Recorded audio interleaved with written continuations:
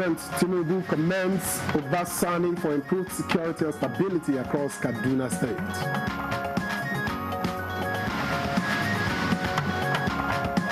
Chief of Defense Staff advocates for a robust civil-military partnership.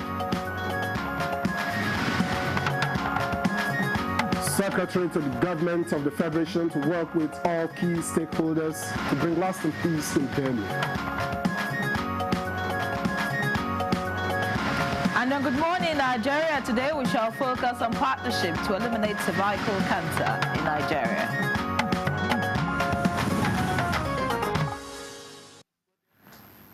Early signs of cervical cancer may not always be obvious, but some critical signs to look out for include painful urination, vaginal discharge outside of your monthly cycle, or indeed some others that may not show up immediately.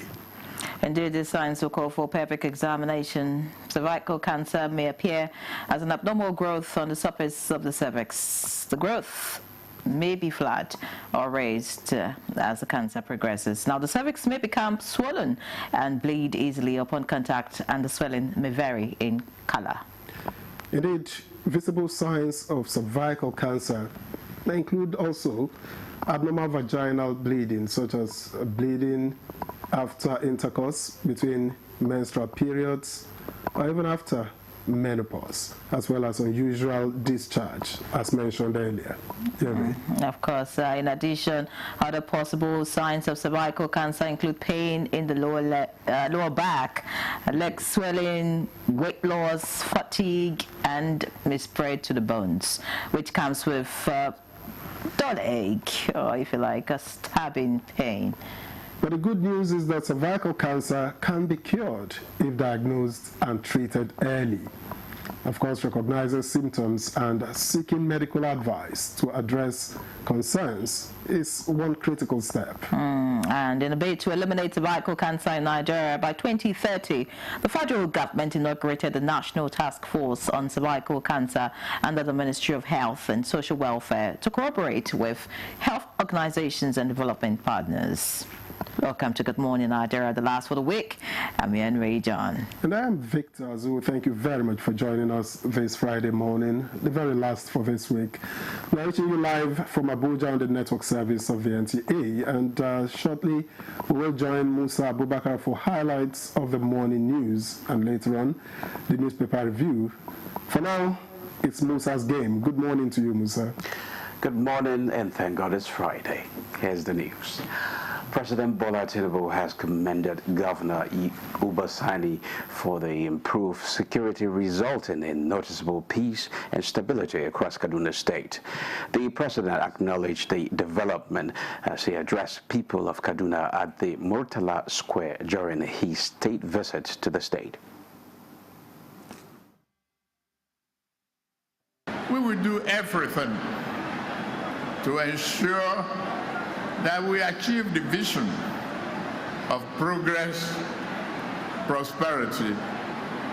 I will not forget the fact that the Light Rail project is there.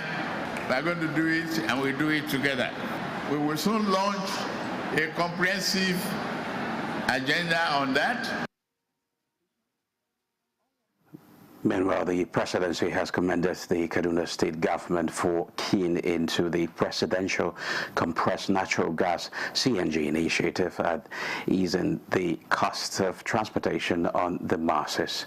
Vice Chairman of the PCNG, Toyin Sabai, at the inauguration of 100 CNG-powered buses for intra-city transportation in Kaduna State, said the initiative is also intensifying efforts at making conversion and service centers more affordable across the country. MDGIF, the downstream gas fund, to make sure that investments are put in place in infrastructure to be able to enable all of these kinds of investments happen. Secretary to the Government of the Federation, Senator George Akume, has expressed profound appreciation to President Bola Ahmed Tinubu for his timely visit to Benue State, despite his tight schedule, assuring that he will work with all the key stakeholders to bring lasting peace in the state in line with his directives. The SGF commended the President's courageous initiative to witness firsthand the incessant conflicts faced by the state and to reaffirm the government's dedication to resolve the ongoing conflicts. During his visit, the President engaged with key stakeholders at a town hall meeting where crucial matters towards tackling the lingering killings in the bud were ironed out in order to restore peace in the state.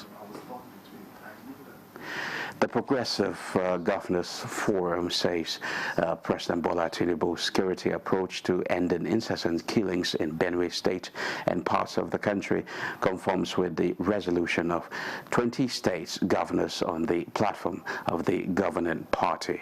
The forum commends President Tinubu for his assuring speech and swift detail of chiefs of security services to deploy measures of containing the breakdown of law. Governor Hope Uzodinma describes the President's directives on the creation of state police, transformation of grazing reserves, and other steps to restore peace and highly commendable. It's a planned action to stop further killings and violence, not only in Benue State, but almost in every part of the country. The Armed Forces of Nigeria has underscored the urgent need for a robust civil-military partnership in the face of Nigeria's complex security challenges, from terrorism and banditry to cyber threats and communal conflicts.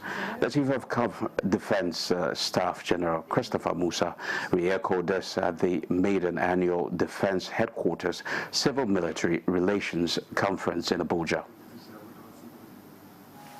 I shift from a purely kinetic force-based approach to one that prioritizes trust, building respect for human rights, and community partnership.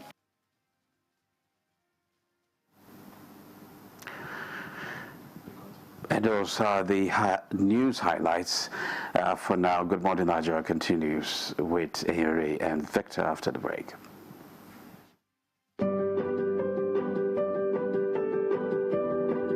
Have you heard the news? The federal government of Nigeria, through its direct benefit transfer program, has started the disbursement of 75,000 naira per household in 3 installments of 25,000, 25,000, 25,000 naira. Each recipient must have a validated national identification number, NIN, to receive the payment on behalf of their household members. To benefit, your household must be in the National Social Register of Poor and Vulnerable Households in Nigeria. The federal government's direct benefit transfer program is helping to reduce the effect of suffering while promoting financial and economic inclusion for the poor and vulnerable population in Nigeria.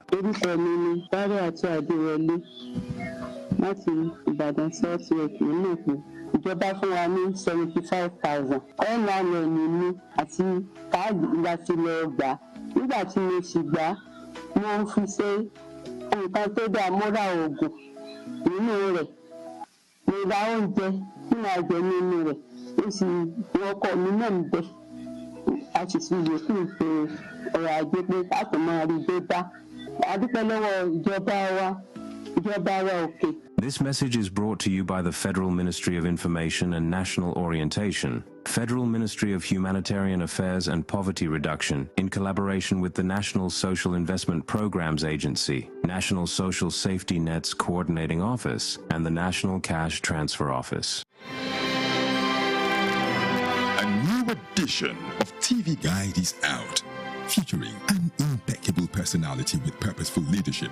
Abba Abubakar Aliu, MD, CEO of Rural Electrification Agency, takes us through the gamuts of activities and mandates of Rural Electrification Agency, as well as its achievements and dreams. I really want to see that I leave a lasting legacy that can be spoken of in a very long period of time. Welcome to a world of fun and excitement as we also present an assemblage of professionals in the media space. Some compelling NTA programs, current trends in the fashion world, ICT, sports, entertainment, and lots more. Meet Professor Charles Anosike, the Director General and Chief Executive Officer of the Nigerian Meteorological Agency, as he shares his vision in repositioning NIMET as a key player in Nigeria's climate strategy. Get a copy at the vendor near you or any NTA station nationwide. TV Guide, your indispensable companion. Why do you need Dettol's 12-hour protective shield? Why? Oh yeah, come.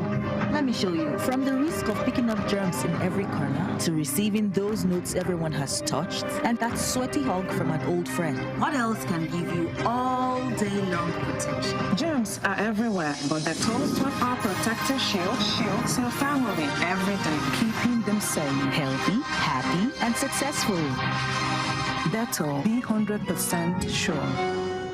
Our major currency unit is the Naira, while the minor unit is the kobo and coins. The Naira is more than just a medium of exchange. It bears the image of stop abusing the Naira. It is a criminal offense to spray the Naira at events. Stop stepping on the Naira. It's not your enemy. Do not squeeze, ruffle, or write on the Naira. Handling the Naira with dirty or oily hands can deface the Naira. Love the Naira as you love yourself. Be a real Nigerian. Do not abuse the Naira. The counsel of our fathers. I will urge and advise our younger generation to use talent and brain to sort out problems, not arms. Nigerian youths, let's build our nation together.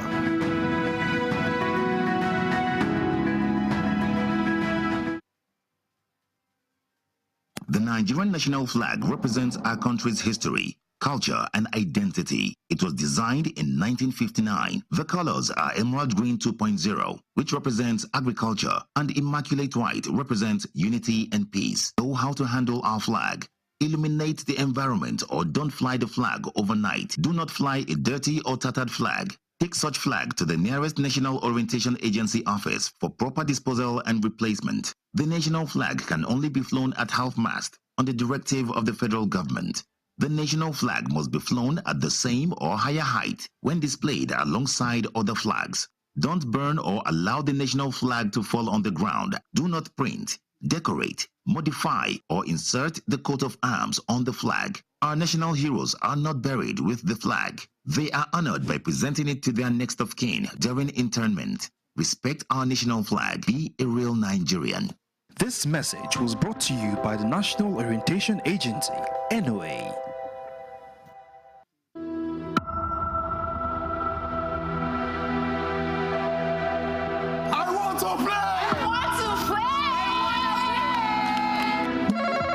Survey says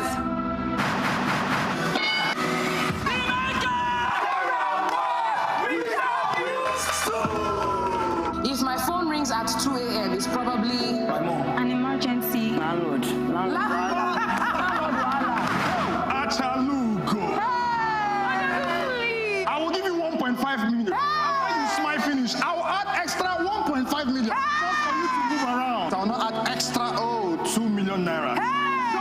To call me Odogu.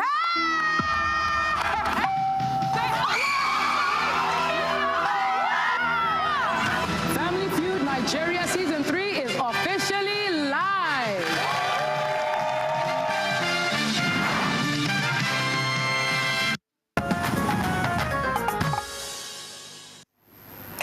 All right, many thanks for remaining tuned. It's now time for newspaper review.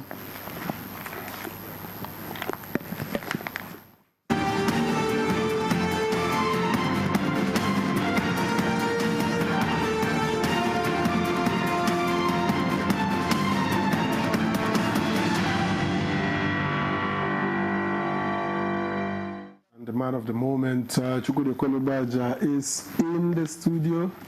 Are you in the studio? Man of the moment. Or in the building? Man of the moment. That sounds really good. I'll bear it like a signpost throughout my day in Abuja today. But it's your moment. Yeah. You're a man of this moment. It's detracting and reducing a full compliment.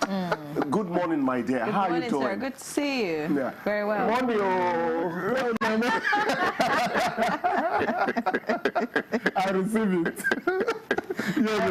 I know that kind of greeting. It's common amongst women.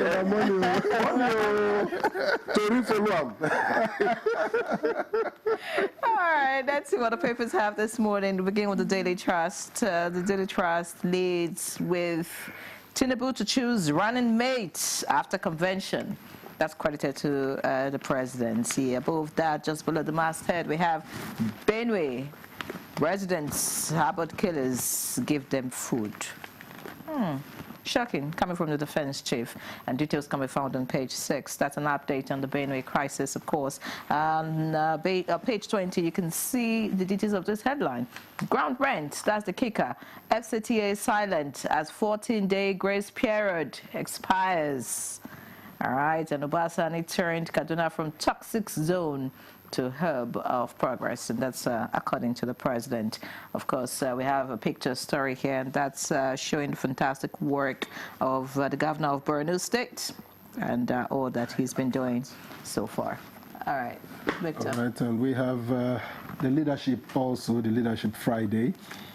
The lead story reads, amid rising insecurity, armed forces committed to your safety, FG assures Nigerians, and that story is on page 4. It has a few riders, 6,260 terrorists killed, 5,365 civilians rescued in 2 years.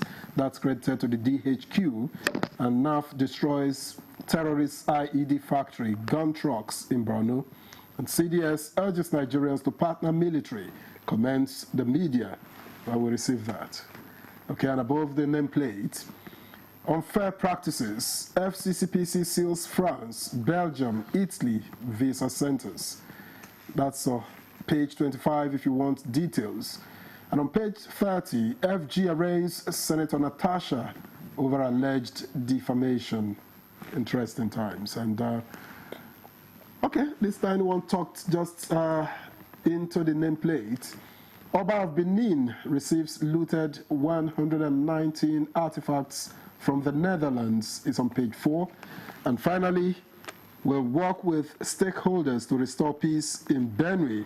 It's credited to the SGF, George Akume, and the details you can find on page 8. A mammoth crowd welcomes Governor Abba Yusuf on his return from Hajj as Kano residents rally support for his second-term bid. Is the picture story on the front of the Leadership Friday. Chukwudi. Let me start from the rather obscure. If MKO Abiola were still alive, I'm not sure that returning artifacts will satisfy him enough. Remember, he was pushing for reparations to Africa, you know, to compensate for the slave trade and all that. But it's a good thing that the white man, all of them, has finally realized that taking those precious carvings, those precious African items, artwork, you know, was simply tantamount to looting. That's it. So it's a good thing. I remember when we visited the Obi of Isiluku then, beautiful Semen of blessed memory. Okay. The Festac symbol, which they couldn't get, the Quinidia, yeah. The male version was in the palace of my king, the Bini carving. Actually, when this controversy of you claim you are from Benin and all that, Origin. is one of the things we canvass. And we also tell you that my people, people of Isiluku, people who really Isiluku are from Ishefbe, and they are from Ihek by Benin. But going back to the artifacts, you might say, artifacts, what are they for? They are a big deal to tourism. That's it. So I am happy that this is finally happened. Let's go to security. Armed forces committed to your safety, FG assures Nigerians. Then the armed forces listing 6,260 terrorists killed, 5,365 civilians rescued in 2 years. They are subtly saying that we have not folded our arms. This war against terrorism is usually an intractable matter that they are working. But again, I am more interested in what Tinubu said when he got to Benue. He was surprised that no arrests have been made. No arrests have been made. So if you look at the People's Daily, go after criminals. Tinubu orders Army, Police, DSS. There is no political interpretation you're going to give them the mayhem in Benue, Jos, and the rest of it that would justify what is happening there. It is pure homicide happening. Fine, if there's a native settler controversy, that the round table will handle that. But in the meantime, no one has a right to snub the life out of his neighbor in quest of God knows what. That's my take on that and matter. The vital question the president asked was, why aren't there any arrests? Arrests? Yes, People should remember that question for a long time. There are no arrests yet. That tells you that a lot of water is really going under the bridge. This time it's rather innoxious, you know. It's just not right. It's just not right. And then the sealing of France, Belgium, Italy visa sentence over unfair practices. I'm not sure what the details are just yet. Yeah, that looks. I see that my friend Tunji Bello is in the news there. That's his organization. I got one Nokia phone through this wonderful journalist way back in time. I'm not sure you had joined journalism then. Well, I know to be a journalist. So they are one of the things they're complaining about is that when some issues were tabled before them. They even went as far as assaulting officers of the FCCPC. At the end of the day, that statement keeps dropping from my lips. What is important is that somebody is not impugning our laws concerning what the mandate of this organization is. I know Tunji Bello. He's a very fair man, wonderful journalist then, you know, but he got into governance rather early when we were still in Lagos. I'm sure that in his quiet manner, he doesn't shout like Chukwudi Okulubaja. He doesn't talk a lot, you know, but he is utterly effective in terms of pursuing whatever he thinks should be looked into, you know. So let them sort it out. There's one where Wike is actually accusing Nigerian, some big men in Abuja of not paying it was Demola I told the other time that the real big men are biggest problem. They are the problem when it comes to the ground rent they're talking about. Those massive buildings, the window of which Victor cannot buy, they don't pay their ground rent. Impunity is always the companion in terms of as perks of politics. Exactly. How does government make money? It's not from your payee, a pay as you earn. How much will they get from your... So these rates and levies are very important. People should take them seriously for government to function. I mentioned the other time that my friend in California said, we pay a lot of bills there, but you'll see what you're paying the bills for. He said, I went into this California suburb. Within 10 years, they developed it into a big metropolis. That is accountability. Pay these bills so that government can function. And I understand we have a third paper, the Business NG, and it leads with this bold headline, Investors Rush, banking stocks hit 677 billion naira. 677 billion naira gain despite CBN dividend suspension. And the rider dividend ban just noise. That's credited to analysts, is the big story here. The analysts are intoning or saying that it's all a smoke screen. It's not real. Because I wanted to say that that's good for the economy. If there's this rush for investment in shareholding, as it were, well, if there is, I've not read that story.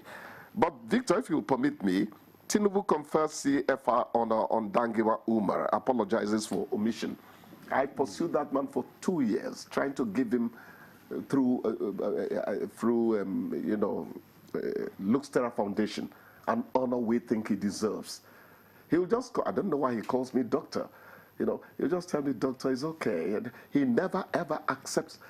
He's a self-effacing man. Remember, that's the man who left governance because of what he thought was not right, going to June 12th. Dangiwa Umar is a notable and honorable Nigerian. I'm going to send him a message. You have touched on all the headlines basically on the papers, but I'm surprised that you have not talked about this running mate issue. This man is a journalist.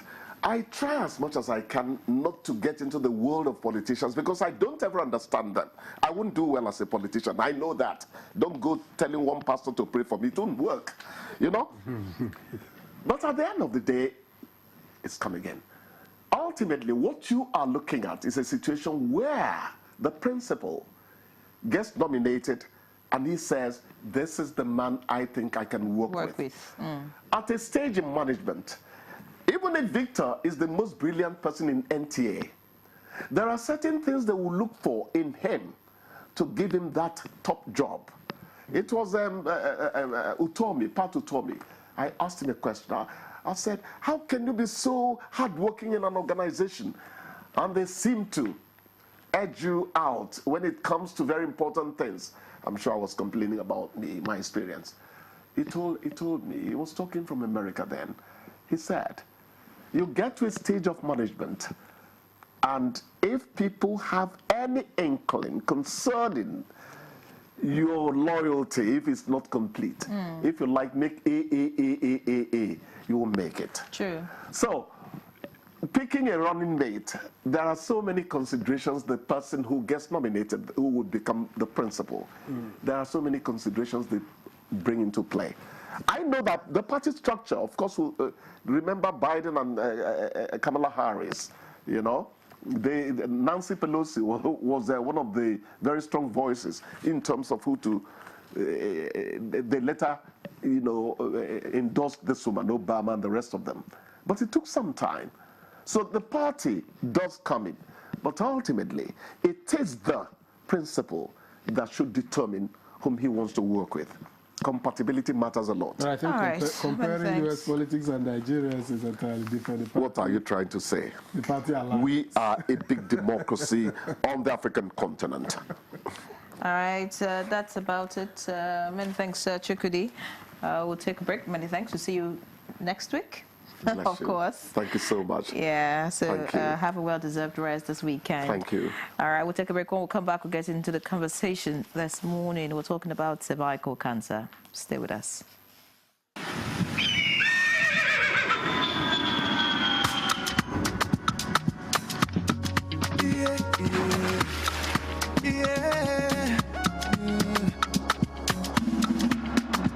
From the Atlantic across the savannah to the Sahara, we rise, a land of the free, we know they tire. We dream great, our spirit is undying. Resilient, rooted like palm tree, we sway in colors, with undying deeper, we make solutions, we make passion, yeah. Ethnicity is unique, we have more than destination. We are Nigeria.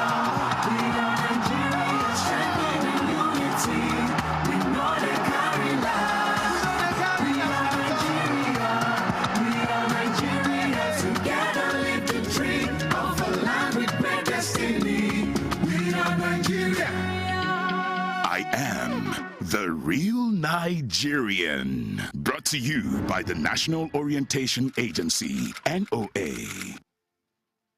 At NTA Television College JOS, you will dive into exhilarating hands that will fuel your passion in education and propel your career to new heights. We don't just teach, we craft the next generation of media leaders. Explore our diverse offering, understanding the personnel matters and issues in the public service, basic development communication, financial reporting under IPSAS, and interpretation of public sector accounting standard IPSAS, audit, internal check and control management, video camera maintenance, new technologies, optics, fiber, IP technologies, automation, storage management, and wireless technology. Challenges and opportunities in the secretarial profession in the digital age. Digital marketing, basic drama, online reporting, understanding the provisions of the revised public service, audio engineering operations and maintenance, camera operations, and intermediate drama. Mark your calendar. The second quarter of 2025 is your launch pad. This is your moment to seize the future. Announcer management. Hey Nigeria, ready to breathe cleaner air and save money? Let's talk about gas. Drive with CNG, the smart, cost-effective choice. Fill up for less and travel further. Save money, save the planet. Switch to LPG for cooking. It's cleaner, healthier, and better for environment. Say goodbye to smoke and eye problems. Do you know Nigeria is a gas nation ranked 9th globally with over 209 trillion cubic feet of gas reserve? Gas isn't just for cooking and driving. It powers industries too. Cleaner, cheaper, and more efficient.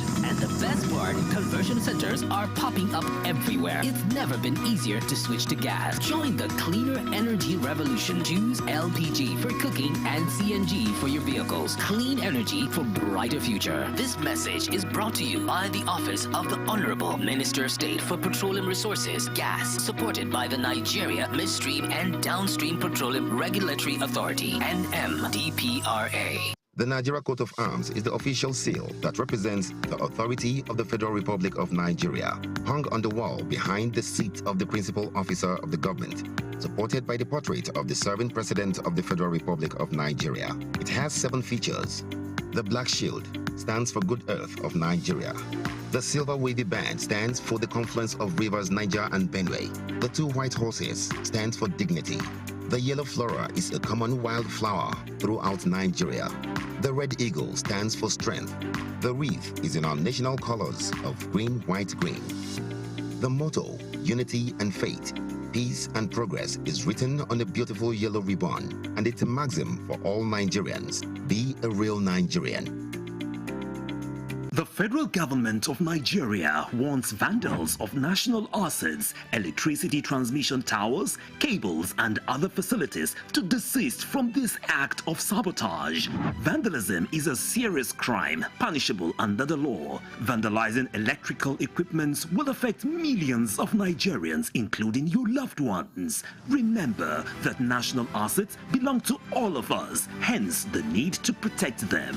Report all cases of suspicious movement around electrical facilities to security agencies. When you see something, say something. This message is from the Federal Ministry of Information and National Orientation in collaboration with the National Counter-Terrorism Center, NCTC, Office of the National Security Advisor. All right, welcome back. You're still watching Good Morning Nigeria live on the network service of the NTA. And just before we bring in our guest for a conversation on partnership to eliminate cervical cancer, let's take this background report put together by our correspondent Ibrahim Bello Gunda. The incidence of cervical cancer in Nigeria is about 18.4 per 100 women, with an estimated 12,075 women diagnosed every year. This makes cervical cancer the second leading cause of female cancer deaths in Nigeria, leading to call for action by stakeholders. Hence the inauguration of the partnership to eliminate cervical cancer in Nigeria, aimed at accelerating the elimination process.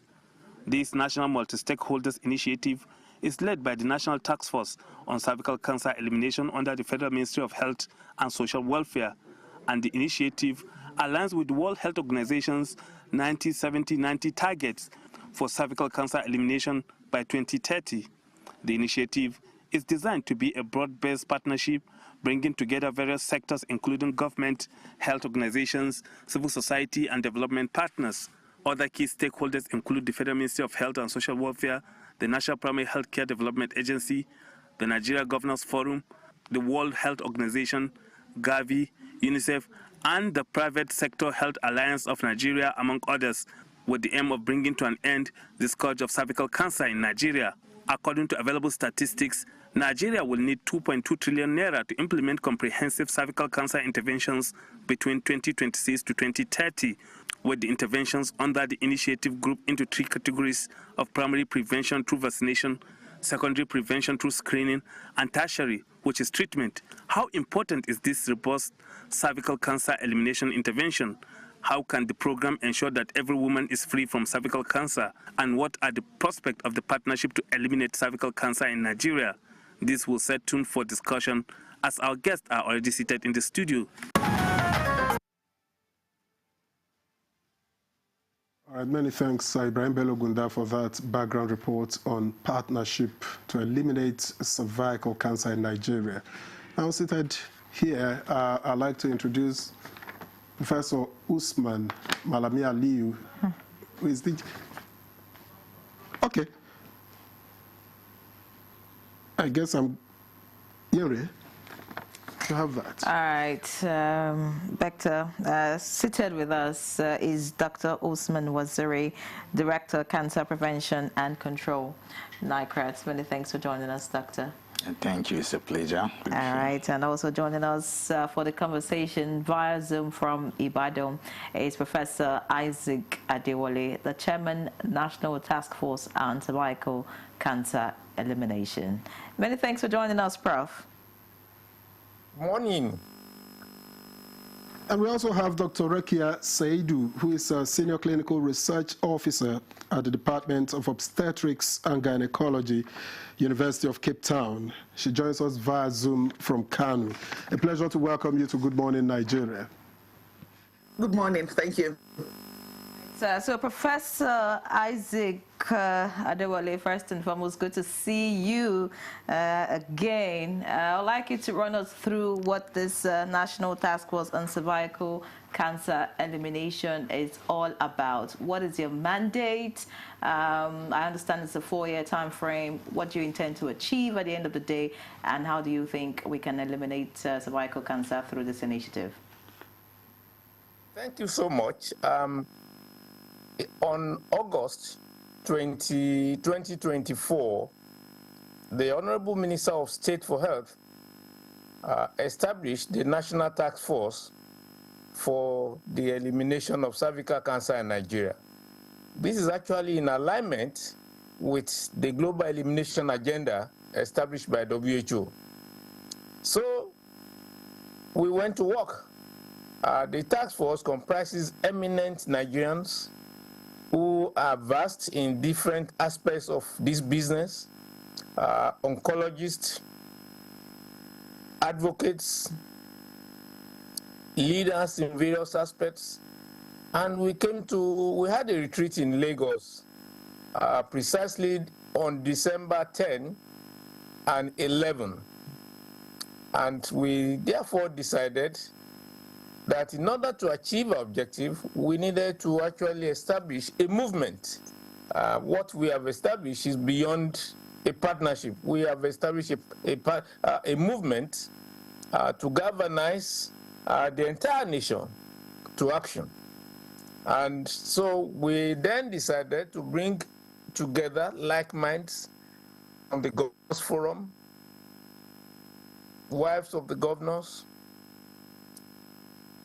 technical agencies and development partners like WHO, CHI, Clinton Health Access Initiative in Nigeria, which is our main technical partner, societies like Nigerian Medical Association, Nigerian Cancer Society, Nurses and Midwifery Association of Nigeria, quite a host of other partners to come together.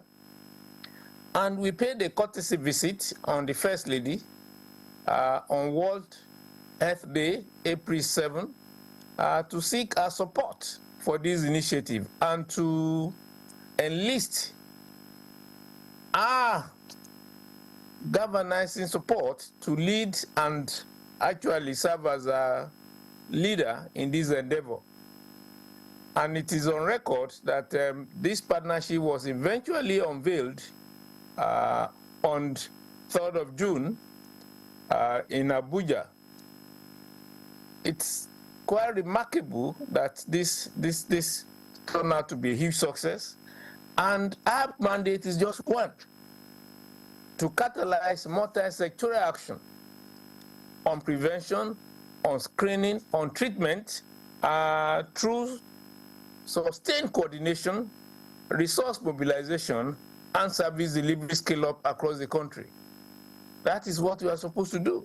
I'm sure you are aware that actions are ongoing in different parts of the country, in teaching hospitals, primary and secondary centers, but what we want to have is a coordinated action. And we are lucky to have the Nigerian Institute for Cancer Research and Treatment as our umbrella organization and support base. And this has given us the backbone to go into action. Thank you. Professor Adewale, we thank you for your opening remarks. And let me get to Dr. Waziri here. Your organization is saddled primarily with dealing with cancer. Where are we at the moment? Yes, good morning, everyone. Quite sure the National Institute for Cancer Research and Treatment is as an agency of government, is the sole agency of government that is saddled with the responsibility of leading the fight against the menace of cancer in Nigeria. Though a baby institute, but with the support and cooperation as well as goodwill of the federal government under our mother ministry, the Federal Ministry of Health, I think the country has really moved steps ahead. Most of other countries in the area of cancer as prevention, control, as well as research initiatives to curtail the menace of cancer. In line with the mandate of the Institute, from 2023 to date, the Institute has made a significant effort to really galvanize and streamline coordinated activities against cancer in the country. Identifying data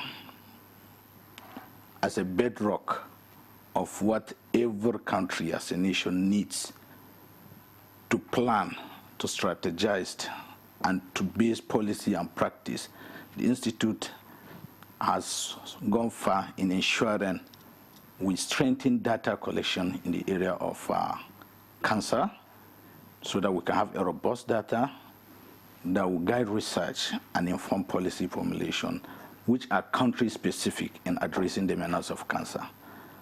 And it's in line with that, the part of the prior baseline assessment that was conducted in the country, which the Institute, as an agency of the government, through the support of the government, has initiated such a collaborative and intersectoral approach to cancer care.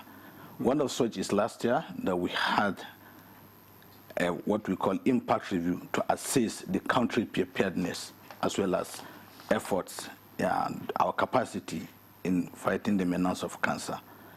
So, and with that, we've come up with a lot of preliminary findings, part of which informed the formulation as well as strengthening collaboration through the Federal Ministry of Health, such as the Partnership for the Elimination of Cervical Cancer. All right. In the country. All right, many thanks, Doctor, for your opening comments and what NICRAT is doing. I'd like to get to Dr. Rekia Saidu now. You know, listening to Prof speak and the doctor speak, what comes to my mind is how we can actually eliminate cervical cancer in Nigeria. I'm asking that because statistics show at the moment that 14,943 women are diagnosed with cervical cancer each year. And that's just, you know, if you like, that's just minimal because only very few women even go for screening in the first place. So, and the statistics says that about 10,000 deaths are recorded, you know, out of those women who are, you know, diagnosed with cervical cancer. So my question to you, Dr. Saidu, is if this initiative is going to work, how are we going to ensure that every woman is screened? Because without screening, first and foremost, I mean, you can't deal with it. Yes, you are right. So when WHO met and all stakeholders, including our was here, Professor Adewale. He was one of the people that came up with this elimination of cervical cancer program across the whole world. Because if you listen to the Director General of WHO, he said, and we all know, that all the science has been done. We know that this is a cancer. It is actually one of the cancers, the very first cancer that we can actually eliminate, because we know what causes this cancer, we know how to prevent it, and we know how to treat it. So if you have these tools in your hand, and we've got these tools, but the problem is for us to get coordinated and put these tools together so that we can be able to eliminate this cancer. And all the studies that have been done show that if we take 3 approaches, if every country on the planet takes these three approaches and we sustain them by the year 2030, we are on the road to eliminating cervical cancer as a public health problem. One thing with cervical cancer is that it is a disease of poor countries. It is not a disease of the wealthy countries, it's a disease of poor countries. So it's a disease of Africa, it's a disease of Asia, it's a disease of low and middle income countries. And that is why it is important that I tell you, if we in Nigeria stand up and pull the strings to eliminate cervical cancer, most of the world would see that cervical cancer is almost gone out of extinction, gone extinct to be extinct. So one of the main things is, the first thing is to vaccinate girls. So when you vaccinate girls, you are now protecting the future woman. So these girls are vaccinated, preferably at an early age before they get exposed to sex, so that virus can be prevented from acquiring the virus in the first place. Because we know the cause of cervical cancer is a virus called human papilloma virus, and that is why this vaccination against human papilloma virus. Now, the other thing is the screening, and that is the most important, especially for us. So screening is when a woman who is well, so you are not waiting for symptoms to happen, because in cervical cancer, when you begin to see symptoms of bleeding or other symptoms, it means it has already gone far, and that is the problem. And that is why most of the women who come for cervical and they are diagnosed with cervical cancer, you find that it has already gone very far, and then it kills. So what we want to do is to screen women who do not have any symptom at all. So you can just walk into a center and say you want to get screened. So when a woman screens, because from what we know of cervical cancer, it gives us time. And that is the time we need to screen. From the time a woman gets the virus to the time it becomes a cervical cancer, it can take up to 10, 15 years or even more. So what we want to do is during that time, we screen all women. And that is why we want to start screening women. And that is what other countries have done. The high-income, rich countries have done to reduce the incidence of cervical cancer in their countries, is to do consistent screening. So when we screen a woman and the cervix is fine, then after a certain time, we do screen again to check if anything has gone wrong, because it gives us a sign before it becomes cancer, and that is when you want to pick it. And that is why it is important. Once it becomes a cancer, and once it has gone far, there's virtually nothing you can do. And the third arm of eliminating this cancer is to make sure that if you screen a woman and you find abnormality, that abnormality is treated at that time. But also, if a woman comes with cancer, a cancer that is already formed into cancer, she gets some form of treatment, because that will delay the progress of the disease. And so those are the three main methods that we also have to follow in this country. But like I said, the important thing is to screen all these 60 million women that we say are at risk of having cervical cancer. We must be able to screen them to prevent them from developing cervical cancer in the first place. Thank you. Fantastic. Interesting listening to you. It's easy with words, but when you say screen, do we have the facilities to ensure that every woman is screened? We're not just talking about urban areas. We're talking about the rural areas where, there's even no primary health care center. So how do we get every woman screened? Then you talked about the HPV, the human papilloma vaccine, against cervical cancer. There's a conspiracy theory about it. At the moment, the federal government is giving it for free, but how many young women are accessing it? How many parents are taking their girls, to get this vaccine? So speak around all of this, because, the target is 2030, just 4 years down the line. How is this possible? Yes, so that is the main mandate of this task force, is to make sure that happens. So the first thing is that vaccination has started, and I tell you, it is doing well. So there are many conspiracy theories, like everything. And unfortunately, with social media, I mean, it gets out of hand. Because now once you take vaccination, when you talk about vaccination, everybody becomes a doctor who knows about vaccination, who knows the issues of vaccination. But a lot of research has been done. I will tell you that this vaccine that there's conspiracy theory about, it has been also in this country for about 20 years. If I can tell you that. And people who can afford it have been doing it. They have been vaccinating their kids. So now the government stepped up and said, okay, now there are many people in this country who can't afford this. And then with the help of development partners, this is now coming available to even children who cannot afford it. So what is important is we need to get out there. You need to help us in the media to talk to people so that we can spread the message. These vaccines are safe. They have been used, and some countries are almost eliminating cervical cancer in countries, in European countries, where they have been doing with these vaccinations. So we just need to trust our leaders, we need to trust our science and get it done. Now, when you talk about screening, that is also the very big mandate of the task force, because we need to make sure that every woman can get screened. And that is what we are putting in place now.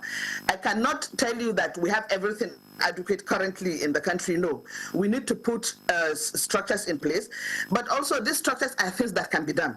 They do not need an extremely expensive lab to do it. No, these are things that we can do, and the task force under Professor Adeole is having a roadmap that we are going to be able to reach every woman in the village, every woman in her community, to screen her. We are not going to say, come to teaching hospital to screen. No, we are going to meet you where you are, and we are going to get you screened. But we need to plan, we need to coordinate, and that is what Prof and all of us in the task team are doing to see that this happens. Professor Seidu, thank you very much for your input so far. Let me get back to Professor Adewale. Now, Prof, it's a big job you have on your hands, and I'm just thinking, elimination is such a strong word. So what are the milestones, or, talking about indicators that we would need to be looking at to show that we are on track to achieve, your mandate? Thank you so much. The end point is actually a situation where we have an incidence of less than 4 per 100,000. Any country that is able to achieve that has actually achieved the elimination goal. But then for us in Nigeria, we've also set up milestones that will enable us to track progress. The number of people we are screening every year, the number of people we are vaccinating, and the number of people that we are treating. At the end of the year, what we plan to do is, for Nigeria, we have divided Nigeria into 3 groups. In the first year, we are going to do 12 states. In the second year, we'll do another 12 states. And in the third year, we'll do 12 states plus 1, giving us 36 plus 1, that's plus the FCT. But what we want to do at the end of the exercise is that we will have we will have vaccinated 40 million girls. We will have screened 40 million young girls, and that's about 8 million every year, and that's why we are calling it 8x8 strategy. And we will have treated about 10 million women for either pre-malignant lesions of the cervix and about 60,000 cases of real cancers. So we have figures, we have targets, and we've done costing to achieve this. Thank you. Adewale, if you say that, you're ready to address all of this, how do you intend to address cultural and social barriers, that are hindering women at the moment from accessing, the basic medical healthcare, attention and all of that. Now this is cancer. How do you want to break all of those barriers? Talking about culture and then the social limitations. As stated by Dr. Rekia Seidu, this is a collective job for all of us. We know quite well that just about 30% of Nigerians are aware of cervical cancer, and only about 13% have ever been screened. So it's a huge task, yes. But one of the major committees that we've established within the task force is a communication committee. So we believe that we need to reach out, we need to break barriers, We need to engage major stakeholders. We need to partner with the media. And this committee, which is the communication committee, is headed by one of your veterans, Chief Mrs. Mujima Kanjuola. So we recognize the importance of networking and partnership, building alliances. And so we do not believe that this is going to be an easy task, but we're up to it. Adewale, thank you very much. Let me get back here in the studio with Dr. Seidu. Now, how is NICRAT able to engage primary health care centers, community centers to improve awareness in all of this? Yes, as an agency, the Institute is already partnering with sister agency, the National Primary Healthcare Development Agency, which is like the custodian of the primary healthcare facilities, along with the state primary healthcare agencies. In the area of communication and awareness creation, in the area of demand creation, we are equally extending beyond health sector. We've partnered with state ministries of education. We partner with traditional councils within the country. That has actually started by the Institute since last year, so which is an opportunity for the partnership to really leverage on, as well as the Institute also to get significant learnings from the wide sector approach of the partnership for the elimination of cervical cancer. Just last year, we've had a pilot program where we focused on community engagement, behavioral evaluation, as well as behavioral science research at the primary healthcare level, as well as the school-based level. This is to assess people's perception, knowledge, and cultural beliefs, as well as attitude towards cervical cancer, as vaccine, as well as cervical cancer screening activities. And quite a lot of learnings have actually gotten from that, which we will share with the partnership when we concluded on the final output of that research and the findings, along with our sister partnering agencies.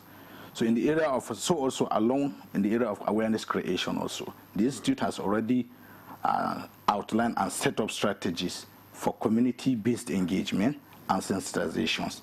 In this year specifically, the Institute plans to do community-based engagement through traditional rulers as well as religious leaders. This has yielded significant results in the terms of healthcare intervention, as we can see as we've witnessed during the polio campaign. And along with that also, as Professor Adewale rightly said, the Institute is at the forefront of the implementation component or stage or phase of the partnership. And whatever the recommendations and the findings of the Committee on Awareness Creation, Publicity, Community Sensitization, the Institute will leverage on those findings and will partner along as a partner, work hand in hand with the partnership to ensure the implementation as well as the success of this community engagement, which is really a bedrock for attitudinal change that will lead to significant uptake of most of the services, the three-pronged approach that we are employing to mitigate against cervical cancer. All right. Many thanks, Dr. Waziri. Let's get back to Dr. Seidu now. Like we always say, prevention is better than cure, and you already spoke about prevention. But I'm thinking, aside the human papillomavirus vaccine, that's the HPV vaccine, what other ways can cervical cancer be prevented? Okay. So, like I said, we know that the cause of this cancer is a virus, human papillomavirus. This virus is sexually acquired, but for most people, both men and women, they clear it. Now, the other thing is that this virus can cause also other things, also in men, but the most important thing it causes is the cervix cancer in women. So, the virus itself, once it gets to the body, there are things that kind of help it. For example, smoking. So we discourage women from smoking, even though smoking is not very common in this country, but there are still some women that smoke. Issues like having infections that will damper the system, the immune system, for example, HIV infection. And that is why people who are HIV positive, they actually should get more screening because they tend to get this cancer earlier, even in their life, and faster than women who are not HIV positive. So HIV is very important. And like everything, we need to take care of our bodies. We need to understand, women need to understand their vaginal hygienes. They need to take care of their bodies. They need to take care of their feeding. Nutrition is also important. But like I said, the important thing is we need to protect our sexual health. So we need to be faithful to our partners. We need to, if a woman has HIV, it's not a death sentence. She can get treatment, and that may also help protect her from having cancer of the cervix and other cancers that can come with HIV. But I'll tell you that the most important prevention is awareness. I tell you, if people are aware, when we talk about cultural barriers, we talk about, it's because people are getting misinformed. If we sit down and put out a true information that people will understand, in a language that they will understand, people will will take care of themselves and prevent this from happening. And that vaccination is one of the key things to prevent young people from having this infection and having this cancer. I've had many programs in Hausa here in Kano, and I tell you, people call in and say, oh, we didn't know it was like that, even for the vaccine. Oh, we didn't know. People do not know. So the important thing is we must get them know. And honestly, that work is yours. You just have to get to people to tell them the correct information in a way that they will understand. That is the biggest way to prevent this cancer and any other thing, actually. I hope Dr. Adewale would incorporate me and Victor, into this whole scheme. Since you've given us another job, and that's a great one. I'm sure Victor is willing to buy into it. But still talking about prevention, Dr. Seidu, the HPV does it have an expiry? I mean, if a child of 9, I think 9 to 12 or 9 to 15, give us the age bracket that is supposed to take the HPV, and then when you take it at that age, does it expire much later in life? Do you need a booster dose like happens with some other vaccines? And then the pap smear, where you have to, that women you have to carry out to check, the screening process, is it something that has to be done, say, every 2 years or 3 years? I mean, once you're screened once, does that mean that you're safe forever? Speak about that. Yeah. So for the vaccine, when the vaccine started initially in the early 2000s, we used to give them in 3 doses.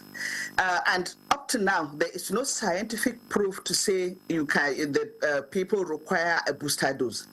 So now, over time, many researches have taken place, and as the vaccine has started, the children that have started in the early 2000s, they are now young women, they are being followed up. They still do not require a booster dose.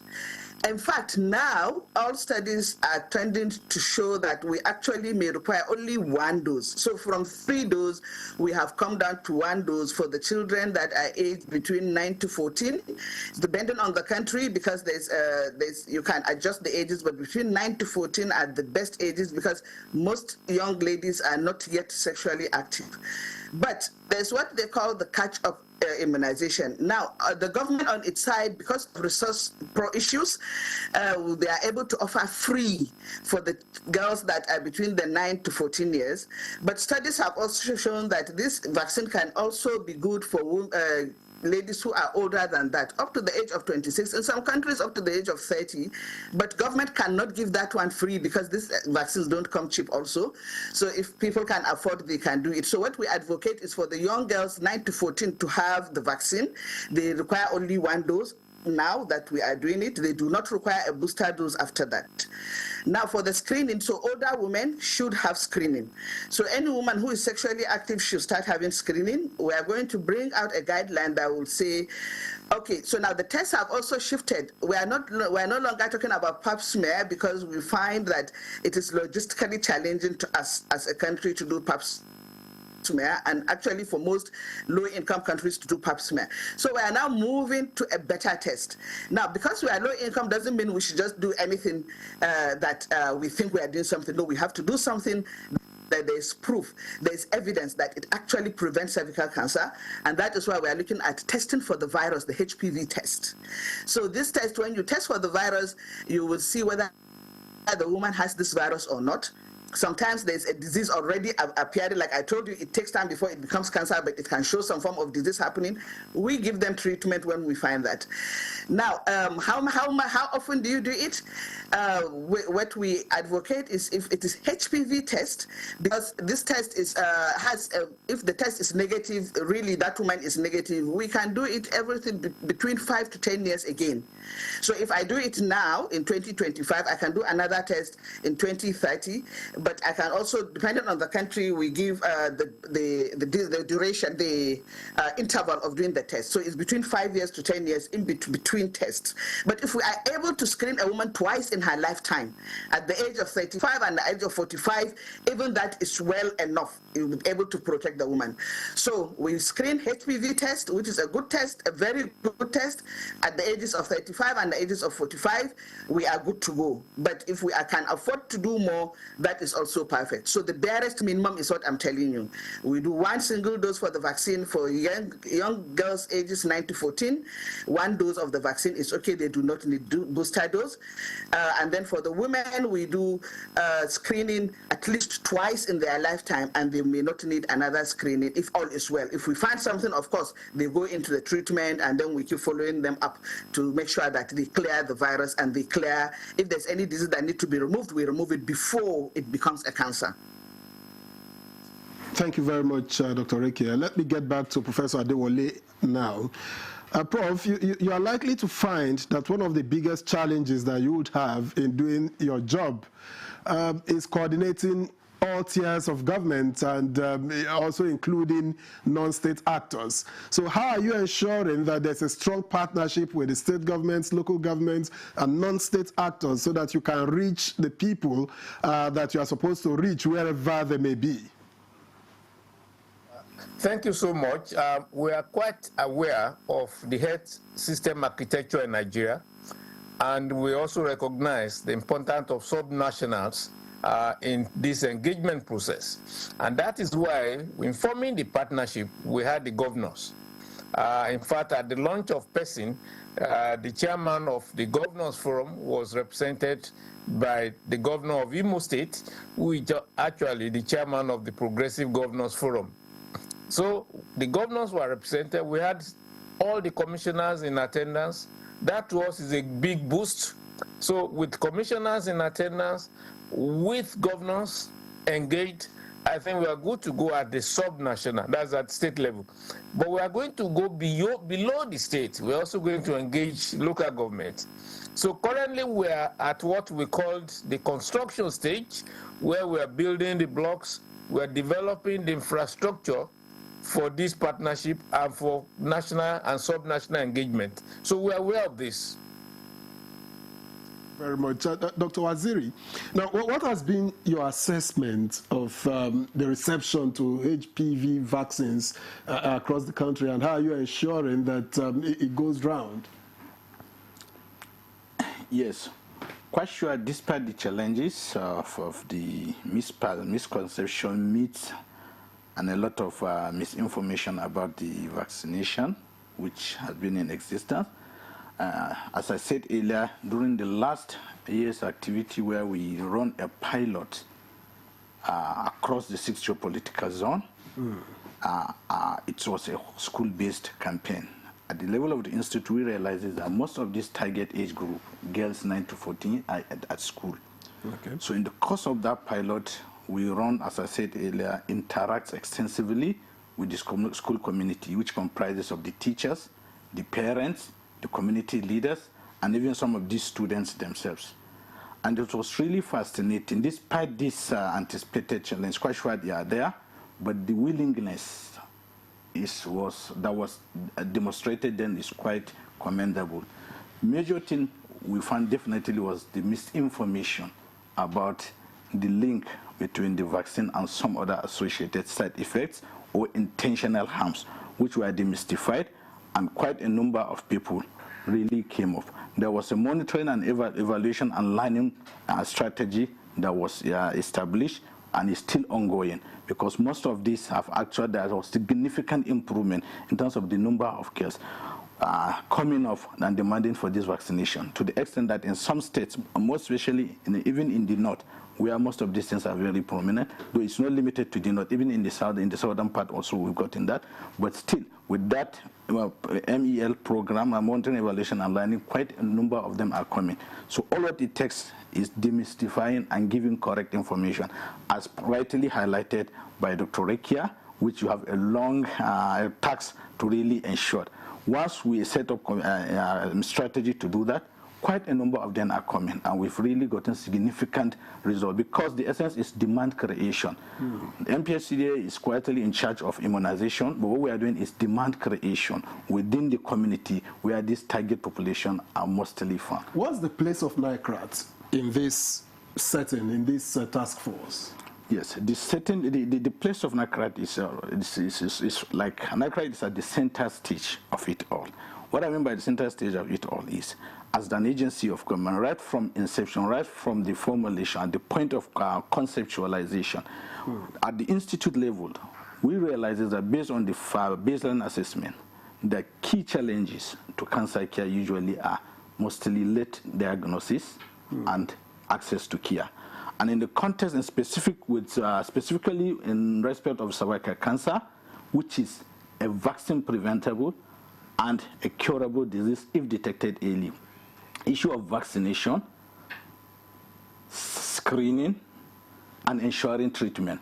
The 1970 strategy, when we look at the 1970 strategy, ensuring vaccination is the sole responsibility of an agency of government as a National Primary Healthcare Development Agency, but of course, there is always an intersectoral and interagency collaboration. So the role of NICRAT in that is, one, demand creation, ensuring that there's that demand creation, as well as collaborating with all other sister agencies, both local and international partners, streamlining coordination and activities in ensuring that these children are well vaccinated, or we have gotten coverage of that 90% as set out by the WHO. In the area of screening, that's where the task is huge and enormous on the institute.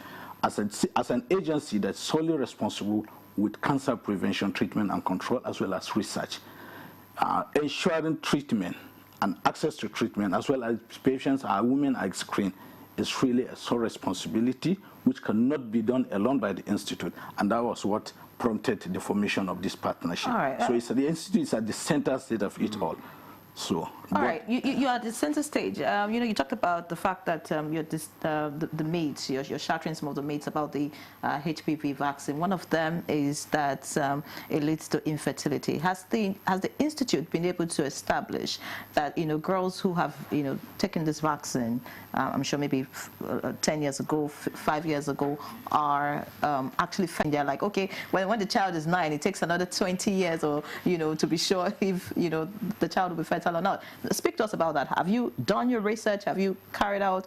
Do you have proof that that myth is absolutely wrong? Okay.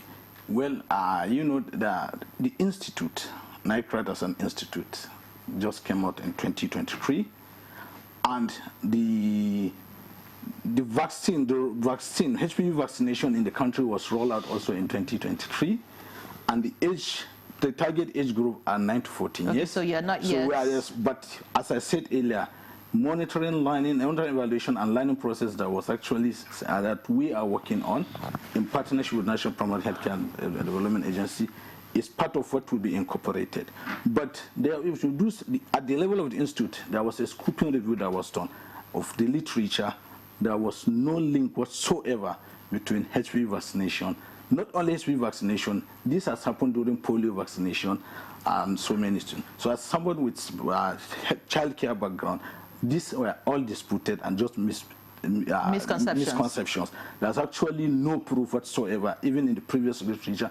In those countries that have been doing it, there was no established relationship or with linkage infertility. between infertility. All right, we have some messages. Thank you very much. We have some messages from our viewers, but just before we, take them, Dr. Seidu, I'd like you to explain to a woman who is watching you at this time. A lot of people, some women may be going through certain symptoms at the moment, but some would confuse it for fibroid, which is another a serious condition with women. Speak to us about the symptoms, really, so someone who is battling with it at the moment can, quickly seek help and not mistake it for fibroid, which some women are just used to living with. Yeah, so when you talk about the symptoms, actually, cervical cancer at the beginning does not have any symptom at all at the beginning. Like I said, by the time symptom appears, it means it has gone to an advanced stage. And that is the whole reason why we are all talking about screening, because you want to take care of it before it happens. That's why we talk about the prevention. Now, during that screening, you may pick up early cancers. Like I said, there's no symptom. And it is those early cancers are the ones that are curable, so they can actually be totally cured. By the time symptoms appear, then we just need to kind of manage the disease because it means it has gone far. So these symptoms, I would list them. One of them is bleeding. So this bleeding happens, it will be an irregular bleeding. Now for a woman who is menopausal, she has finished seeing her period, so she's an older woman and she starts having bleeding, that woman must run to the hospital because it could be nothing, but it could be cancer of the cervix or another cancer in the lower genital tract of the woman. So bleeding from the vagina is important, both in older women and in younger women. So for younger women, they will have what will look like bleeding in between periods. So between one period and another, every woman knows her normal period cycle. So if she starts to have bleeding in between periods, then she should check it out. It could be cancer. It's not like, it may not be, but it could be. So she needs to check it out. If there is bleeding after having sex, so a woman meets her husband and then she has bleeding, that woman must also check, because it is cervix cancer is one of the reasons of having that kind of bleeding. It could be due to other causes, but it could be due to cancer, and that is why it is very important. If a woman has that, she must go and check it out. Now, as the cancer progresses, also at the time of having the bleeding, a woman may also have vaginal discharge. This discharge is copious, it's a lot of discharge sometimes, and it smells bad. Very, very bad.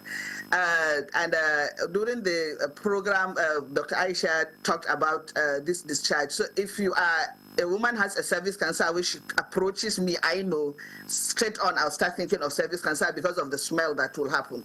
So there could be vaginal discharge that is a lot of water that is coming out, and it could be blood stained, that discharge, and it smells very bad. So that is also another flag.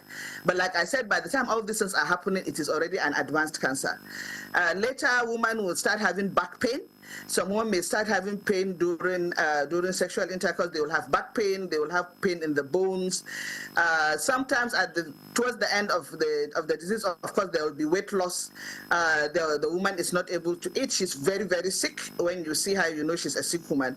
So this can happen with other cancers, but can also happen with cervix cancer.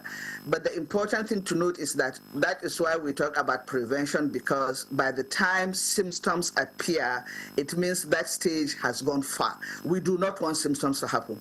We want the woman to be screened and picked up early, and she can be treated before the symptoms start. We want to pick up before it becomes a cancer, and if it becomes a cancer, then we need to pick it up very early so that it can be cured. We do not want those symptoms to happen. By the time they happen, it means we're at a different stage, and we now start talking about treatment of the cancer, which is now super expensive. Treatment of cancer makes families go bankrupt because they are so expensive. We don't want that to happen. Thank you. With you quickly, can you speak to any success stories, from your center, from the Aminu Kanu Center, where you have been for a long time, that can highlight the impact of early detection or community outreach? Yeah, so I'll tell you even an experience from one of our colleagues who now had screening, found that there is an early cancer already growing on the cervix, and she got treatment. and she is now training as a gynae oncologist, also to become somebody who is going to be treating other women. So yes, but you see, because we are not screening. Women are not screening, and that is why this task force is there to ensure that we are screening. That is why we are not picking up the early cancers. We are only picking up late cancers. Late cancers are not curable. Late cancers, you can only manage them for so long. But of course, you have issues of funding now. These are very expensive treatments. So the issue of funding the treatment happens. That is why prevention is better than cure. Prevention is much cheaper than cure. And the prevention is to vaccinate and to have screening. And if it is picked up before it becomes the cancer, it is treated. If the early cancer is picked up, it is treated. So we get very little early cancers because very few women currently screen. We want to change that. And that is why we are here. And that is why, and now we are asking you to jump on the ship, because we need to make women aware that this cancer does not show symptoms at the beginning. This cancer, when it shows symptoms, it means it has gone far. That is why, you know, you are a very important part of this task force. Whether you are on it or not, you are important, because you must talk to the woman and you must get us to talk to this woman. You know how to get in there. You have to take us in there with you. Thank you. The ship, as soon as we sight it. But let's take some messages, Henry. Let's some messages go. that we have now from viewers watching. But Dr. Saidu, while we read the messages, my producer would like to find out from you if, you know, this is transmittable. I mean, for someone who already has the virus, maybe not showing symptoms yet, is there a possibility of getting other people infected just away from sex? You already talked about sexual intercourse being a main way of transferring it. Apart from that, is there any other way, you know, it can be contracted? This virus is like super common. It's very, very common. Once after initiating sexual intercourse by a young lady or a young man, within the first year or two, we get in contact with this virus. Now, getting in contact with the virus and having the virus does not mean it is going to become a cancer. But, and that is because in young people, most young people will have this virus. Sexually active women will have this virus, but in most of the cases, the body's system, the body's immune system, the body's defenses tend to clear the virus. Now, this virus is not just a simple one virus. It has over 200 different types. Among those 200 different types, there are 14 that have that are the ones that actually cause cancer. And so amongst those that cause cancer, we find that all the studies show that even in this country, about 70% of the type of that HPV virus, there are 3 types of the virus that cause about 70% of cancer of the cervix. So that is why the vaccine is targeting those types that are the ones that cause the cancer. So many people get infected with this virus. Our body system clears it. But if the type is 16 and 18, and you won't know who gets 16, who gets 18, and that is why we screen. Our bodies clear them, but sometimes it persists, and after many years, like 20 years or so, it then becomes a cancer. So having the virus, like I said, does not mean having cancer, does not mean you must get a cancer, but it means you are at risk. And that means all of us, anybody, man or woman who is sexually active is exposed to this virus, and it has risk for getting the diseases caused by this virus. Only that some people develop it, some people don't. And because we don't know who will develop and who will not, we want to screen everybody so that those who have it and they are beginning to show signs, we can treat before it becomes a cancer. And those who are negative for the virus, it doesn't mean they will never get the virus. No, they may get the virus later, but if we screen is negative, we know that at least in the next 5-10 years, we are not going to have a cancer. We can screen you again at that time. If we find something, then we treat. So it's not just straightforward. You get virus, you get cancer, no. And that is why we have these screening procedures in place, because it's not everybody that gets the virus that will get the cancer, but we don't know who will get the virus and get the cancer and who will not. So we need to screen everyone. Yeah. That we have, this one says, my wife is having the issue of cervical cancer and I've spent a lot of money. What can I do to key into this initiative? That's coming from Amusan Oluseson from Lagos. Son says, good morning for this enlightening program. I heard the experts mention children, females. Do female babies also need a cervical cancer vaccine? Oh, well, it's been stated 9 to 14 years. So that's coming from Alexander Okpara. So says, good morning, Tim. Please, if a teenager once had HPV, what should they do? All right, so responses. Maybe you take the questions and we'll get the responses from our team. All right, from my end, I have from Adams Fred. Thank you for your efforts to eliminate cervical cancer. My question is, what are the symptoms? How do you know you have cancer? Tell us more about the vaccine to prevent it. Well, I think most of these questions have been answered. And then from Salma Ihiovi from Kubwa. I really do enjoy Good Morning Nigeria, she says.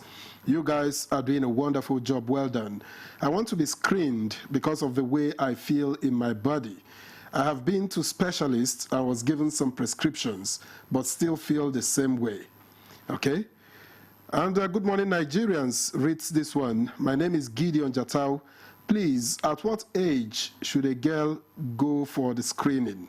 For over 2 years now, 2 of my family members are seriously down with cancer. One is in TH, Sokoto, receiving her treatment, and the other one in Shika, Zaria. We have almost sold everything for their treatment. I think it's something that the experts will respond to. Perhaps we'll begin with Professor Adewale, if you could quickly respond to some of the questions that have been raised. Thank you so much. I think some of the questions have been addressed by Dr. Seidu. We do not want people to develop symptoms because when they develop symptoms, that is an indication that the disease is actually gone far, and that's not what we want. Once you have that, then you should be seen by a specialist. Fortunately, the Federal Ministry of Health has actually directed that all cases of cancer must be managed by a multidisciplinary team.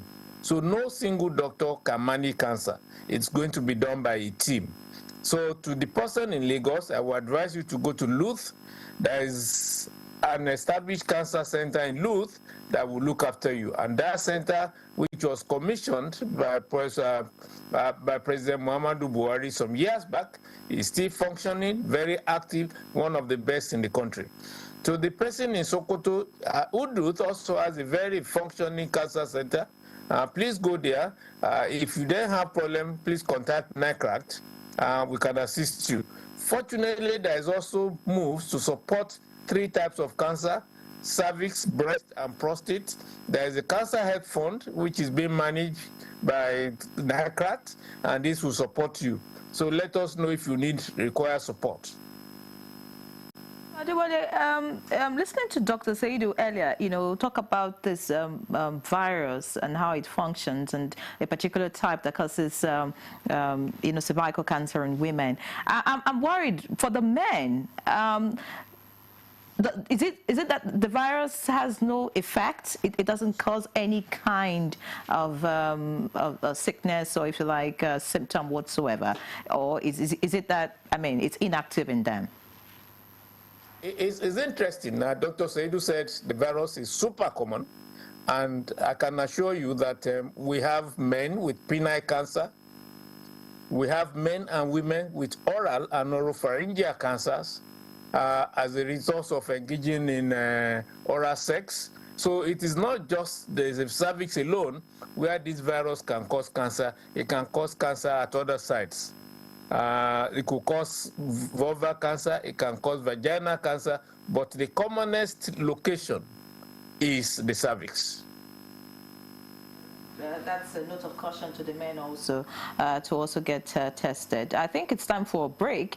We'll take a break. When we come back, we'll continue the conversation. Please stay with us.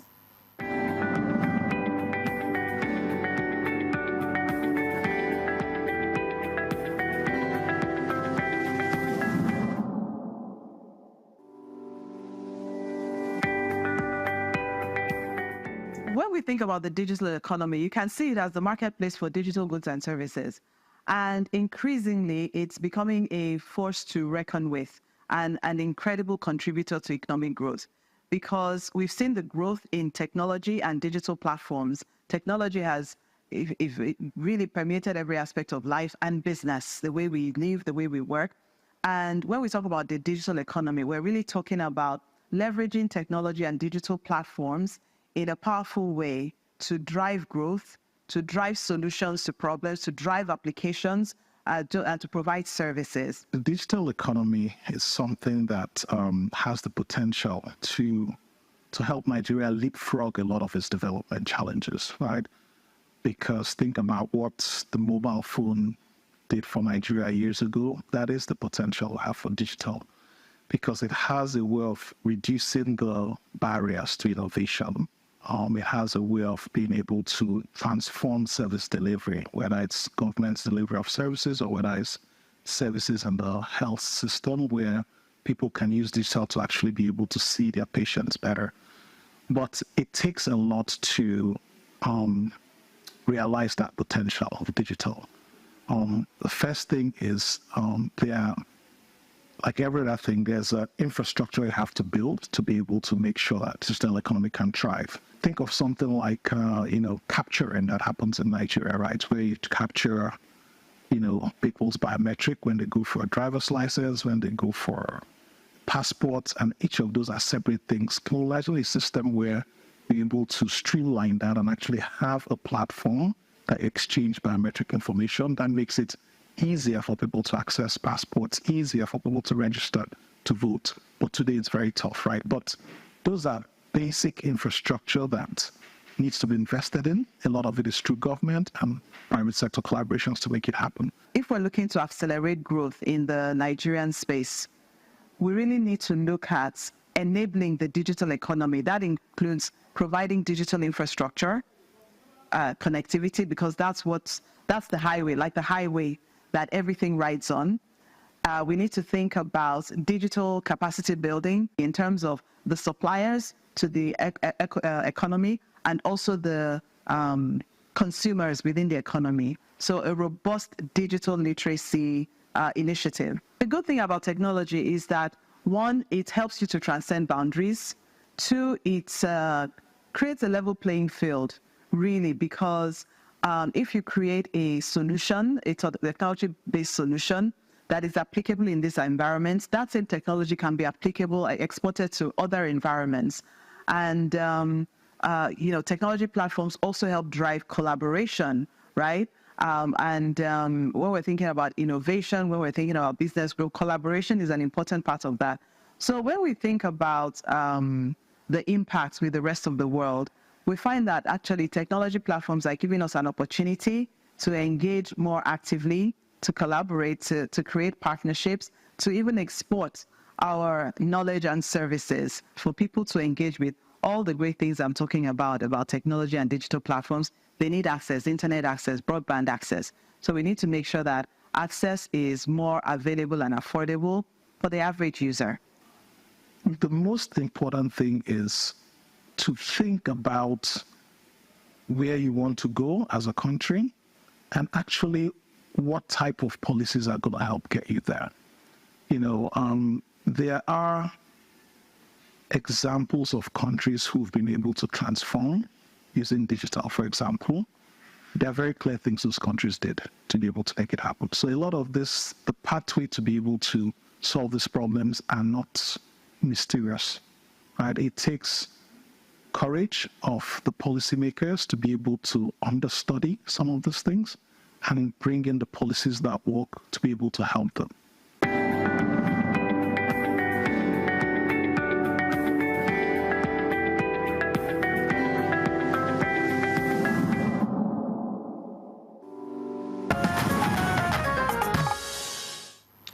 All right, many thanks for staying tuned. It's still Good Morning Nigeria, live on the network service of the NTA. And our topic this morning is on partnership to eliminate cervical cancer in Nigeria. Just in case you have questions, comments, or suggestions, whatever it is, feel free to send us a message. There's the numbers on your screen. You can send us either an SMS or a WhatsApp message, and it will be dealt with. Our guest is still very much with us, and I'd like to get to Professor Adewale now because, I mean, he's is in charge of all of this effort to eliminate cervical cancer in Nigeria by 2030.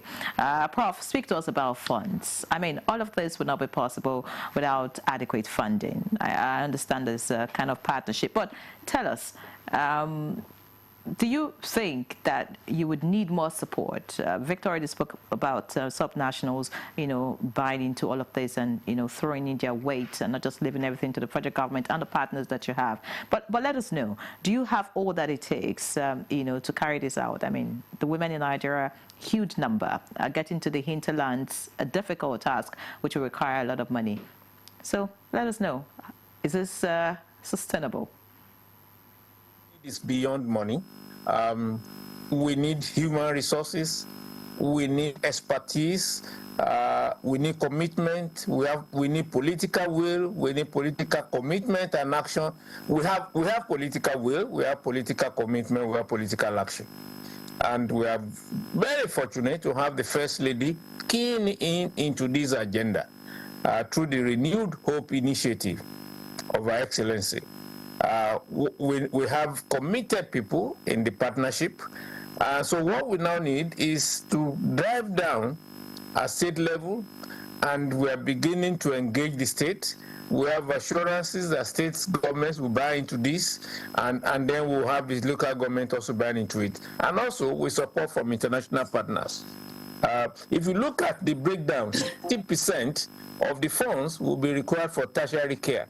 And that's why we are suggesting that if we invest more in prevention, both primary and secondary, which only constitute about a third of the total cost, then Nigeria stands to save a lot of money. If you look at the 2.2 trillion that we mentioned, I think just about 700 of them billion will be expended on both primary and secondary prevention. And that's between now and 2030.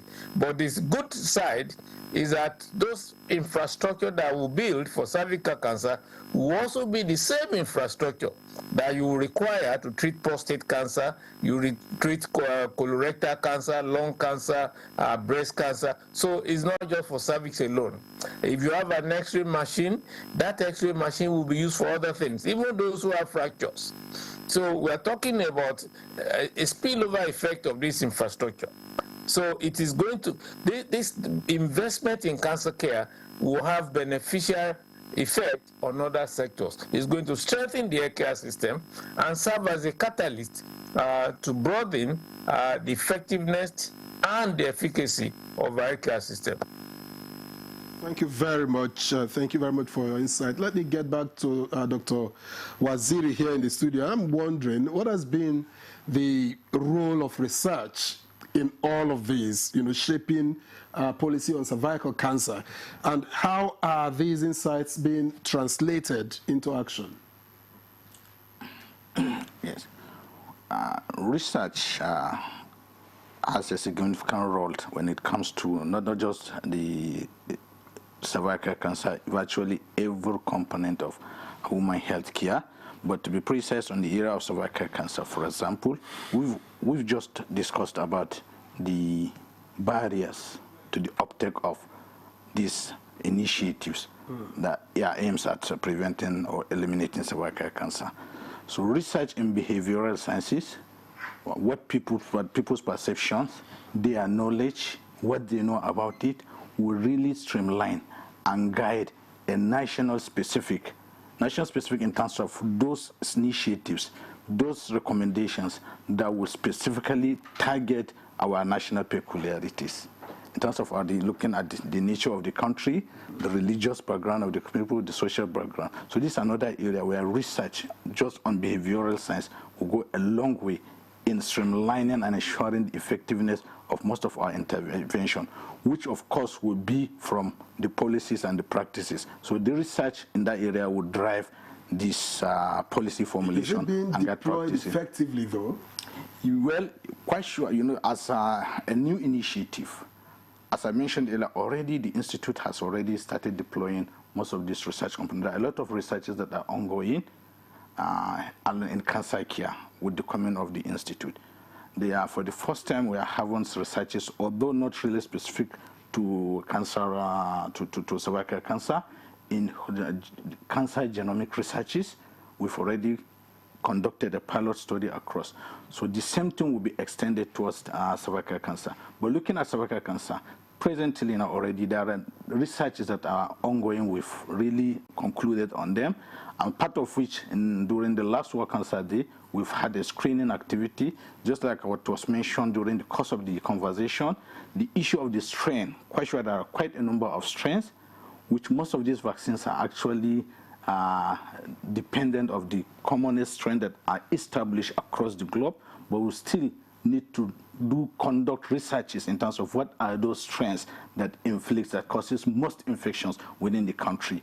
Perhaps we can derive conclusion from the previous or other parts of the world, but it's always good at the institute we identify that as a gap, and we're setting up mechanisms to ensure that by doing that research work, we will ensure that the vaccines that we are actually administrating are really targeting and are means to solve our peculiar problem, the specific strains that are found. That's in the area of vaccination.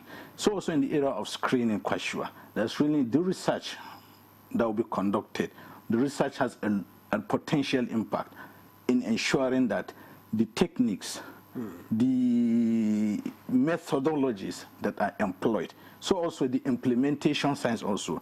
This is a new initiative. The Institute is planning along the partnership. There is a research group in the partnership which eventually will partner or will collaborate with the Institute, ensuring that what we are setting up now, the implementation science research will ensure that there are learnings that will be derived or that will be generated from the implementation process of this, which will inform streamlining the strategies when it comes to moving forward that will ensure sustainability. In terms of healthcare financing also, there will be a lot of learnings. So research is not just only in the area of the core scientific knowledge, which is also equally important, and also research in terms of implementation science, in terms of behavioral science, which when you put them together, they will have a potential of shaping and strengthening the effectiveness of the intervention of the collective activities of this partnership towards eliminating cervical cancer. All right, many thanks, Dr. Saidu. Dr. Waziri,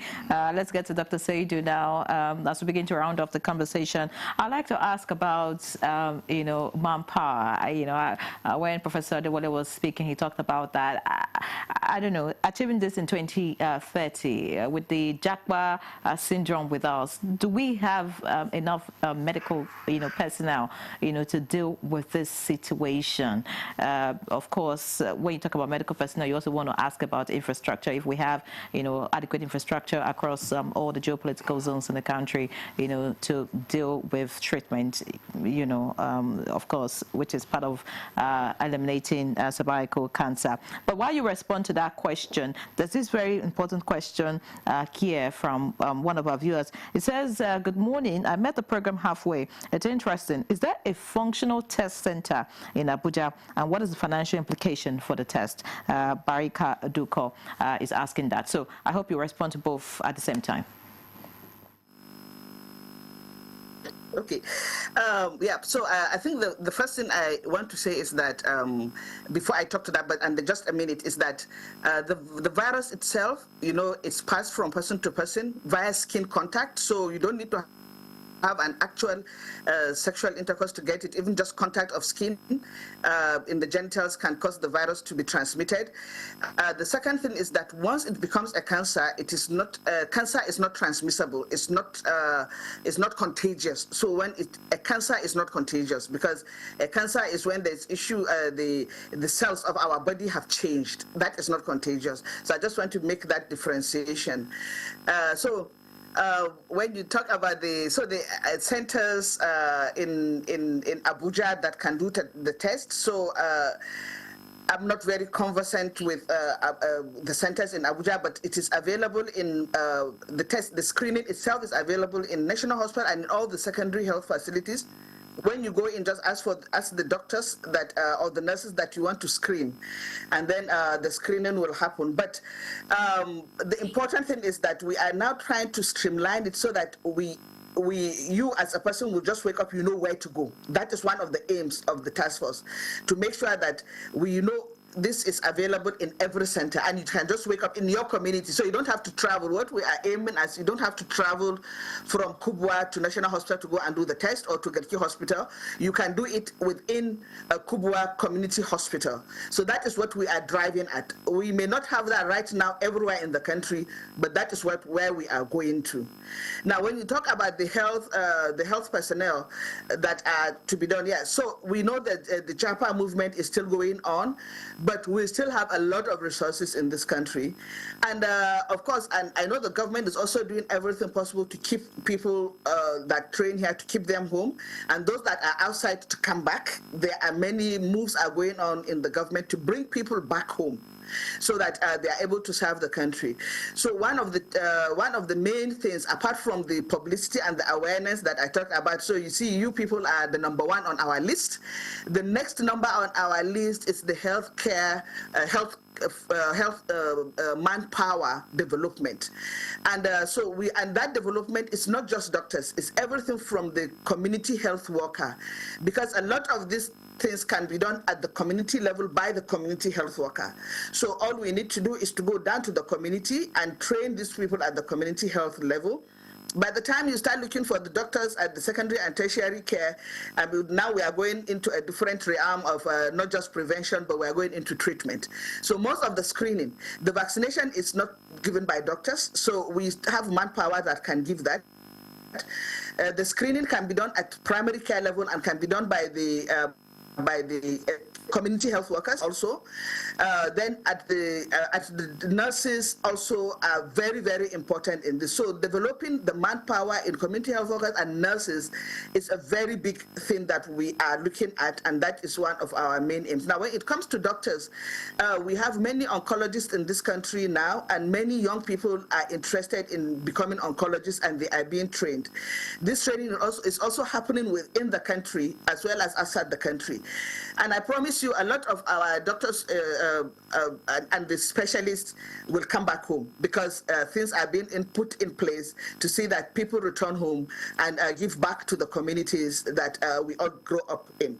So while it is a very big challenge, I cannot say it is not, but I'm very optimistic that we are also kind of going head on with that. And I remember Professor Adewale, even while he was minister, since that time, they have started putting in place measures to bring people back home, even if it is come and go. Eventually people want to come. I promise you, a lot of people that are outside want to come back home, but they just need a little bit of change. And since when Prof was the minister, this has started being put in place, and I think it is beginning to yield some fruit now. So it's a big problem, but it's not insurmountable. We are going to go over it. I promise you that. Professor Said, Dr. Said, thank you very much. I have a question for Professor Adewale from one of our viewers who says, thank you, Good Morning Nigeria, for this powerful and insightful program this morning. Please, Professor Adewale said there is support for 3 types of cancer, and breast cancer is part of it. How can I get that support? Thank you, and that is from Henrietta Yola, Adamawa State. Thank you so much. You can get the support by visiting the Federal Medical Center in Yola. All our federal medical centers and teaching hospitals are into this support system. Go there and you get the support. But it is only for 3 types of cancer: breast, cervix, and prostate for now. As soon as we have more resources, more funds, we will expand the portfolio. Clearly, is vaccination, screening, and treatment for cervical cancer absolutely free? For now, vaccination is free. Free to the person getting vaccinated, but at a cost, being supported by government. Nothing is free anywhere in the world. Somebody is paying for it. But to the end user, it is free. Screening, we're working to make screening free, but the committee on screening, of which Dr. Seidu is a member, is actually working on the guideline, and when we are done, we'll come out with a guideline for the country.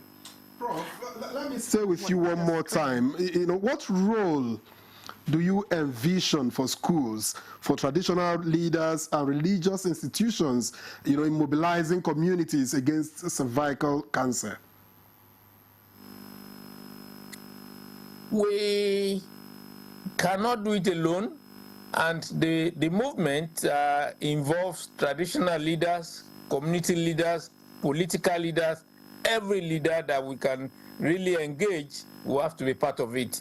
You are a leader even in your own right, and that's why we're asking you to be part of this movement. So everybody, and at the launch, we had traditional leaders being part of it, and we shall continue to engage them. Many thanks, Professor Adewale. You and Dr. Saidu have said we're part of this whole movement. I hope we'll have another Zoom meeting at the end of this program so we can discuss about all of that. Anyways, it's time to go. Dr. Saidu, as we round up the conversation, what's the average cost of screening? I mean, a lot of women, I mean, you know the economic realities. Just speak to us. What is the average cost at the moment? Is it something that will probably tear a woman's pocket? And speak to women generally that are watching you at this time as regards their health. To women, I want to say, ladies, we need to take care of ourselves. These cancers, breast cancer, cervix cancer, take us away early from our families. And now the cost of cervical cancer is not just that a woman dies, but it has increased a lot of our orphans that are caused by cancer.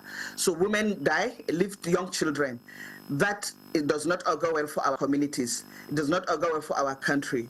So women, we must take care of ourselves, but also we implore that to the government, to the leaders, to everyone, to men, that women's health should be a priority to you.